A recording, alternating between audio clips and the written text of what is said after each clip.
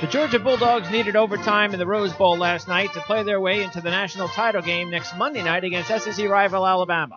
We'll recap the game and take an early look at the big game as we go one-on-one with Anthony Dasher, managing editor for UGAsports.com, covering Georgia football and part of the Rival Sports Network, on the OFN Meeting Room with Greg DePalma.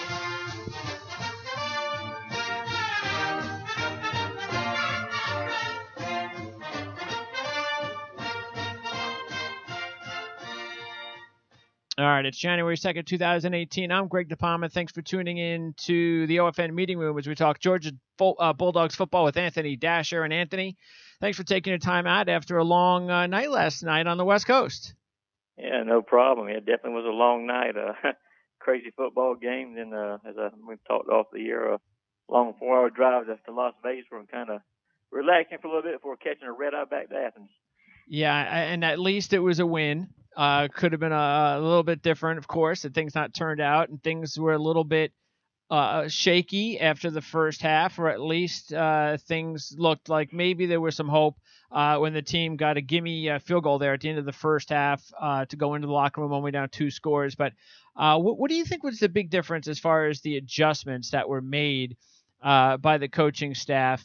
Because to tell you the truth, I mean, I was watching the first half, and I've been watching football long enough to know that when you've got these passing offenses like Oklahoma, you don't let them dictate the game. So what you have to do is especially when you got a good defense like Georgia, you attack. They didn't look like they were attacking at all in the first half, and I was shocked by that. In the second half, though, they looked like they were attacking a little bit more, and I thought, coincidentally, they actually had more success. What do you think was the specific reason? I know that Kirby Smart said, we just didn't play good. I think there was more to that. Well, you're right about that. I think to me a big part of the problem was the defenders weren't really just playing the gaps correctly, and they just weren't being aggressive. Simple as it sounds. That's every player we talked to after the contest. That's what they alluded to. They just came out with a different kind of fire, and I think Oklahoma, some of the things they were doing just really caught the defense off balance. I think some of the speed, the strength of their running back, Rodney Anderson, was something they weren't quite expecting. So they just kind of went back to playing aggressive football and 17 points down at the time. He had the big field goal by Rodrigo at half, but 2 scores down, they just started playing looser and freer, and I think that was probably the bigger thing as anything is why they were able to come back.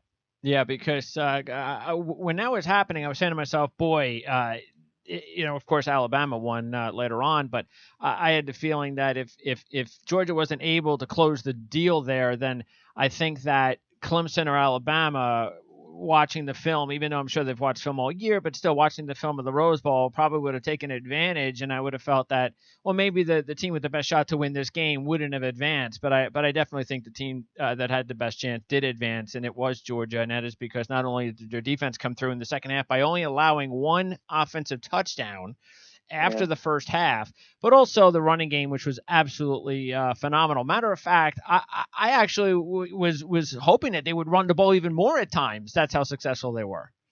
No doubt. I mean, early in the third quarter, after Sony Michel had ripped off, that 75-yard touchdown run, Georgia, I think at the time, was averaging like 19.3 yards per carry, a godly number, having just crazy success. And that almost was at the point where, wow, even bothered to throw the ball because such success. But the offensive line, you can't say enough about those guys up front. Big Cleveland, I thought, had a heck of a game yesterday. I mean, Sony Michel's first touchdown run and a little toss sweep and right behind him, and Ben just cleared the path that maybe me and you could have at least made a little ways through. It was just that wide open. So, just running back. So, Sony Michel, Nick, DeAndre, just a tremendous job by those young men once again. Who now after that effort now rank is the top rushing tandem in the history of collegiate football. That's really quite a statement. Yeah, it is something else. And the fact that they also both get to graduate in the championship game either way is a nice story. Defensively, no coincidence that not only did they stop them in the second half, but the stars also started to shine, including Roquan Smith, because he was quiet in the first half, but he was making so many big plays in the second half. And, of course, the big stick in overtime to force that field goal attempt. And this is what we talked about when we had our discussion a little over a month ago, Roquan Smith and the next level as far as the NFL is concerned. But boy, what a superstar. He really is. I mean, it kind of smiled a little bit whenever I saw Oklahoma trying to do some option plays, try to get on the perimeter. I was saying, it's not going to work against Georgia Roquan Smith. I haven't seen anybody beat him on the perimeter all season long, and I didn't think Oklahoma was going to do it either, and they didn't. And but him, Lorenzo Carter had the huge block field goal. Yep. And held Baker Mayfield to what? It's just 30, 40 passing yards there in the second half altogether after just getting torched that first half. So just a wonderful, wonderful job by the defense after a slow start. Yeah, I got a kick out of some of the people that today on the talk shows that were, especially the ones that picked Oklahoma, of course, that were saying, Baker Mayfield, he wasn't hitting the passes in the second half as he was in the first, and that has to do more with SEC defenses, and he's not used to that, and he really needed to come up with plays in the second half. He wasn't able to make it. I mean, look, they scored 48 points. I mean, I don't see how anybody can have a problem with Baker Mayfield's game at all, especially against a Georgia defense, which is one of the best in the country. Yeah, no doubt. I mean, you score 48 points, you're going to win the game 98% of the time. Just as those one opportunities where it didn't work out, and I what you say about Georgia's offense too. I mean, I would never would have dreamed or bet you any amount of money they would have scored 54 points in a college football playoff semifinal of the Rose Bowl. I thought no way that would happen. A high scoring game, I thought for certain figured in Oklahoma's favor, but Georgia, like I said, found a way to pull this one out, and now they're going to play the biggest game the program has seen since 1980. Yeah, talk about this. I guess this dream matchup for Georgia to be able to go up against Alabama for all the marbles. Talk about the strategies or the matchups, because Alabama, look, we know how good and their defense came up big. There's no question about that. They only gave up 188 yards against Clemson, but Clemson does not have Chubb and Michelle. They don't have that. They don't even have Fromm. Those are three guys that's the whole reason why we saw the offensive explosion in this game last night. So there is that, but still, Alabama's got a heck of a defense, a lot better than Oklahoma's defense, but it's just a completely different matchup. When people talk about, but Georgia's not going to run the ball with that much success. Yeah, but Alabama doesn't have Baker Mayfield either. That's true. I think this is going to be a very hard-hitting football game. Number one, it's really two programs, two teams, two philosophies that really, mirror each other in so many different ways, particularly on the defensive side. It's going to look like you're looking in the mirror if you're both Alabama or Georgia. They can be running against the same exact defense they face in practice every single day. So that's going to be a little interesting to see how that works. Of course, Jalen Hurts at Alabama is a much different kind of runner than, say, Jake Fromm is. Sure. So Jake Fromm, on the other hand, I think he's a lot better passer than Jalen Hurts. So it's going to be very interesting to see how those dynamics kind of work in this ball game. But this is one I think a lot of people have been looking forward to for a long time, Georgia and Alabama, for all the marbles. Now, the other thing I think we need to take into account is the fact that, and I think we've even seen this the last couple of years with Alabama, is that when they have all that time to prepare, they seem to be very dominant in that first game. Mm-hmm. But then with only a week to prepare, the defense – and look, you could say, well, maybe that's Deshaun Watson. But look, fact is, you only have a week to prepare. And I would think that that's going to be a little bit of the same thing here. They didn't play in the regular season. So sure, things would be a lot tougher, I think, for Georgia if they have to have Nick Saban, going under a microscope for an entire month preparing for the game. But he's only got a week.